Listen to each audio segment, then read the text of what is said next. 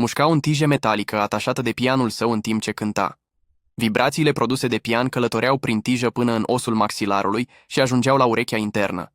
Această tehnică trimitea vibrațiile sonore direct către craniu, sărind complet peste timpan, permițându-i astfel să audă. Folosind această metodă, Beethoven a reușit să compună muzică chiar și atunci când era complet surd. I-au lipit brațele și picioarele cu bandă adezivă după ce a adormit afară, lângă bar, ca o glumă practică, iar el era atât de beat încât nu s-a trezit nici măcar atunci când i-au legat un scaun de spate. Barmanul a filmat totul și chiar a trimis videoclipul prietenilor. După câteva băuturi în plus, a uitat de farsă, iar când barul s-a închis, bărbatul a fost lăsat afară, în frigul înghețat, timp de 10 ore. A rămas acolo, căpușa a mușcat-o și, în cele din urmă, i-a provocat boala Lyme, care s-a agravat în timp. Ani mai târziu, era atât de bolnavă încât abia se mai putea da jos din pat. Apoi, într-o zi, în timp ce era afară, un roi de albine a atacat-o, înțepând-o de